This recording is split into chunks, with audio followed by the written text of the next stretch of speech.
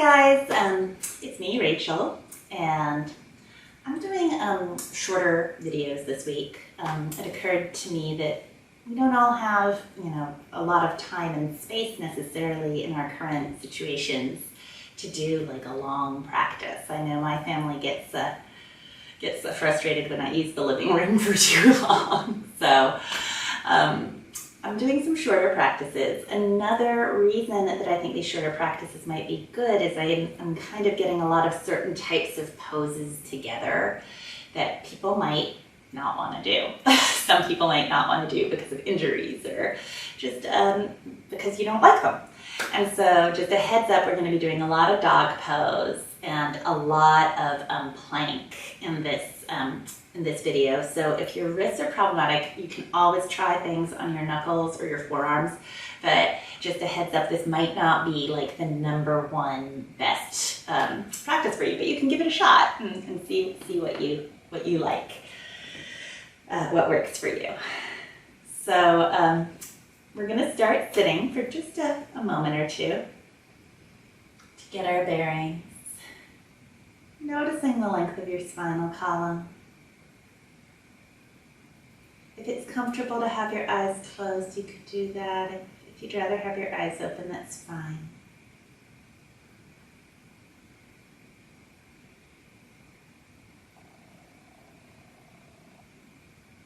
Begin to deepen your breathing.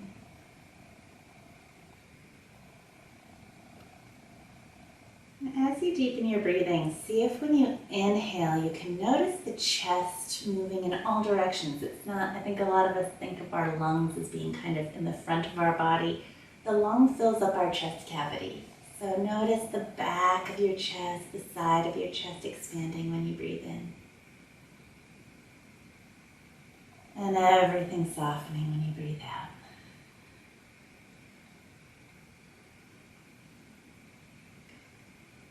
If you'd like to take any time to form an intention or dedication for your practice, please do so.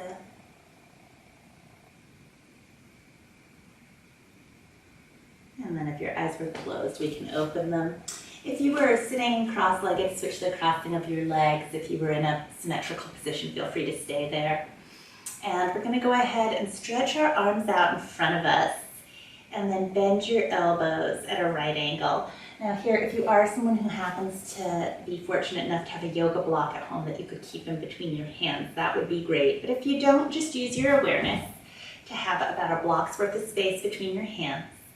We're just going to inhale the arms up any amount without letting my elbows splay out or my hands come together. So I'm keeping that position. And then I'm exhaling down. And as I'm doing this action, I'm trying really hard not to arc back and forth in my back, but to keep my low ribs pulling slightly down towards my pelvis, keeping long in the torso, and having this really be an action of my arms. My arms are moving in the shoulder socket. Good. And just do a few more of these. Good. And then come down. And we are going to make our way onto all fours. With your knees beneath your hips, wrists beneath the shoulders, broaden the shoulder blades away from each other and take a deep breath in that space between your shoulder blades. Keeping that awareness of breath in the shoulder blades. Tuck your toes under and stretch back to downward facing dog. Good. Spread your fingers wide, spread your toes broadly.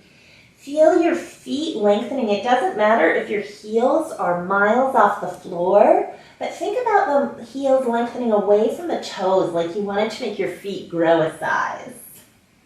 Good, drawing the shoulder blades back away from the ears. Just take a deep breath here. And a deep exhalation. And then with your next inhalation, if it's comfortable, move forward into plank position. Broadening the shoulder blades away from each other. And we'll come back into dog. We're going to do that 2 more times just as a little bit of a warm-up here. Coming forward into a plank position. Keeping the low ribs drawing down towards your hips. Not so much sucking the belly in, but keeping it long. And then we're going to come back to dog pose. We're going to do that one more time. Shoulders forward over the wrists into plank. And then we're going to move back to downward facing dog position. And then we're going to bring our knees down to the floor. Sit back on the heels and just shake out the wrists for a moment. We're going to be working on forearm plank next. So if you like extra padding beneath your elbows, I know some people want to throw a blanket or some extra softness beneath your elbows. A good way to measure if your arms are shoulder width apart is to hold the upper arm with each hand and then to just plant your hands forearm width apart, parallel to each other. So in this position, we're going to tuck our toes under and stretch back into dog on our forearms. Broadening the shoulders away from each other, let the neck go. Good.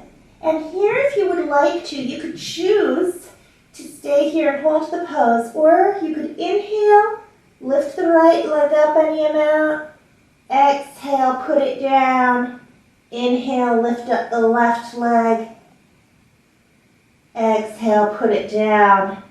And as you'll notice, I'm kind of shifting the weight. That's naturally going to happen from side to side. If you prefer to stay with all four limbs on the floor, do that, please. Good, just one or two more rounds. And I'm lifting with the inhale for me and lowering with the exhale. If that breath doesn't feel good to you, you can choose an alternative. And then when you finish, come down to all fours and let's come back into child's pose for a moment. Taking a couple of breaths, checking in with your shoulders, with your wrists, with your elbows. Good.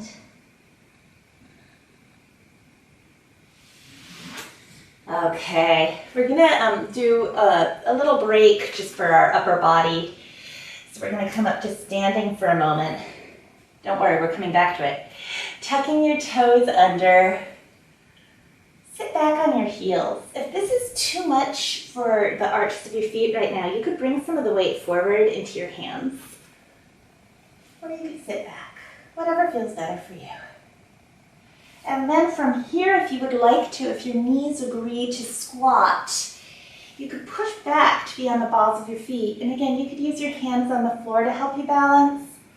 Or you could bring your hands to your thighs, dropping the shoulders down, fixing the gaze. Good. And then we're all going to join in a forward bend. So even if the squat felt undoable, come into a forward bend. Those of us in the squat will bring our heels to the floor, straighten the legs, any amount. Let the head and neck go. Then we're going to bend our knees, then we're going to come on up to standing. Whew. Release the arms. And we're just going to do 2 rounds of horse pose to shift the weight into the lower body a little bit, get a break for the wrists and shoulders, and then we're going to do a few more dog things. So turning your feet out, we are going to do a pose that is called horse, temple, and goddess pose. So take your pick of names. Our legs are about a leg length apart, 3 to 4 feet apart. Toes and knees point out in the same direction as each other. I'm slightly bent forward at my hips, and I'm going to take a few breaths. And I'm really letting my legs bear my weight. I'm feeling, ooh, I just did some plank. I just did some dog. I want to let some of that energy be released from my arms and let the weight be borne by my legs for a moment. Good. Straighten the legs. We're going to do one more round of that. Squatting down into your goddess or horse or temple pose. This time, if you would like to add a side bend, I'm bringing my left hand down to the inside of my left knee. I could have my right hand on my hip or my right arm up overhead. Good, and then I'm coming back up. And I'm bringing my right hand down, coming down to the side. Good. And come on up. Straighten your legs. Turn your feet to parallel. Step your feet together. And then let's come back onto all fours. Now we are going to do some dog walks next. So for our dog walks, you will need to have a little bit of clear space in front of and behind you. So coming onto all fours, tuck your toes under, come into dog pose. And I'm going to try and keep most things the same, but I'm going to just step my left leg a few inches forward. You'll see I'm trying not to tilt my shoulders. I'm trying to keep my shoulders parallel. Now I'm going to take my right hand and bring it about the same amount forward as I brought my left foot. Then I'm going to line my right foot up with my left foot. Left hand comes forward to match my right hand. Now I'm going to pick up my right foot, bring it forward just a couple of inches. Then I'm going to bring my left hand forward just a few inches. Then I'm going to line my left hand up with, or left foot up with my right foot. Then I'm going to bring my right hand parallel to my left hand. Now I'm going to step backwards. I bring my left leg back a few inches, my right hand back a few inches, my right foot back a few inches, my left hand back a few inches. Then I bring my right foot back a few inches, my left hand back a few inches, my left foot back a few inches, my right hand back a few inches. Bring your knees to the floor. We're going to do that one more time. But this time, if you would like to try, we're going to try lifting left hand and or left foot and right hand simultaneously. So if that's hard for you, go back to doing the hand and then the foot. Or I'm sorry, the foot and then the hand. The foot and then the hand. Excuse me. Okay, so we're going to begin in dog pose. Walking forward, and I'm going to start simultaneously lifting my left foot and right hand, bring them forward, and then I'm going to bring my left hand and right foot, and then I'm going to bring my left hand and right foot, and then I'm going to bring my right hand and left foot. Now I'm going to go backwards, left foot and right hand, left foot, relining up, then I'm bringing right hand, left foot back, left foot, right hand back. And coming down to my knees. And checking in with my wrists. Wrists have been pretty active. We're going to come down onto our forearms again. So, putting your forearms on the floor, and you can have palms down. Sometimes I like to have my hands and fists and have the ulna bone down.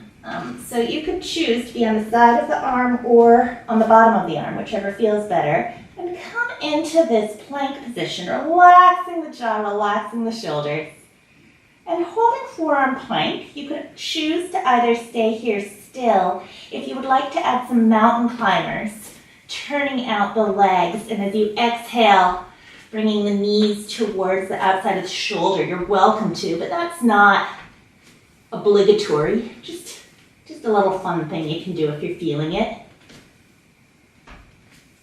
And broaden the shoulder blades away from each other and relax the jaw no matter what else you're doing. Okay. Then we're going to bring the knees to the floor and come back one more time into child's pose. Okay. Whew. Let's come upright. We're going to come to sitting. And I really, really, really love sitting with my right knee crossed over my left. Lots of people do not really, really, really, really love that position. So if you do not love that position, sit in another position that feels comfortable for you. And just take a couple of breaths, lengthening up towards the crown of the head, but also ground with the spine, but also grounding down through the pelvis at the same time. And we're going to begin to twist just a little bit to the right now. But you're going to notice I'm not pulling with my arms. In fact, I'm going to add my arms last this time. I'm feeling myself move. My left pelvic bone is slightly coming forward. I'm really moving through my belly first, and then I'm just adding my arms. And the main thing I'm doing with my arms is I'm pushing my right hand into the floor to help give me a little more vertical length, but I'm not using my arms to get any more twist. The twist should be coming from these muscles and from these muscles, not from my arms. Good, keep the length in your spine. And unwind. And let's bring the other leg on top.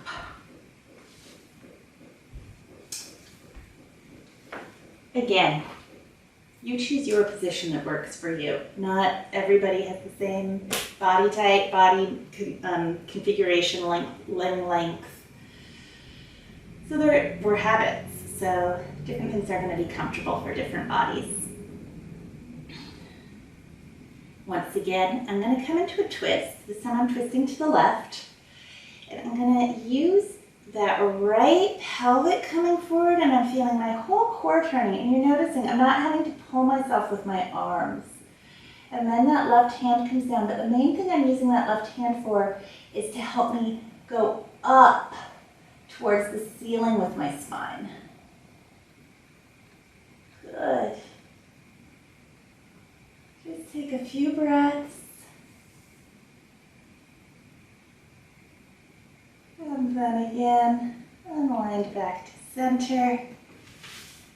Uncross your legs. Let's make our way onto our back.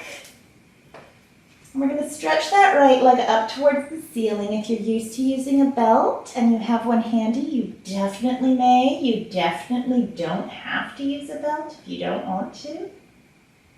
Take a few breaths here. Notice that the pelvic bones are parallel. Notice that you're not pulling too hard with the shoulders and the arms. Good. Okay, we're going to release that right leg. Then we're going to stretch the left leg up towards the ceiling. Again, you're welcome to use a belt or not. Flexing the foot, stretch out through that inner heel so you're really active with the leg. I'm not overusing my arms or my shoulders here. They worked really hard in the dogs and the planks.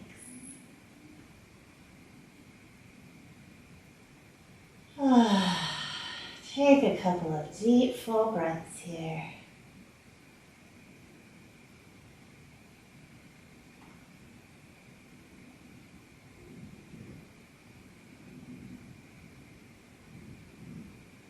And we'll let that left leg come down. And then just come to line on your back for a moment with the feet on the floor, knees hip-width apart. Balance your pelvis, by which I mean try not to roll to one side or the other or hitch up one hip or the other. Check in with your shoulders, are they even? And now we're going to move the legs optionally. Everything's optional, into happy baby pose. But when we lift our legs off the floor, I don't want to be rolling the whole pelvis off the floor. I want to be keeping my back pelvis long. And it's really a movement of my leg bones. The pelvis will move a little bit, but it's primarily a motion of my legs moving in the hip socket. I'm not really rounding my back here. I'm lengthening my spine. So that might be something to think about.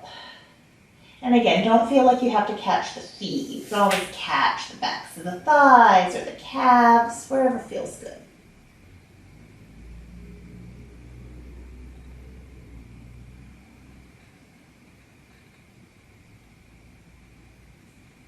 Alrighty. Put the feet back on the floor, and now I am going to encourage you guys to turn off this video and give yourselves a well-deserved mini little Shavasana. Thank you so very much for practicing with me today. I hope you have a wonderful rest of your day. Namaste.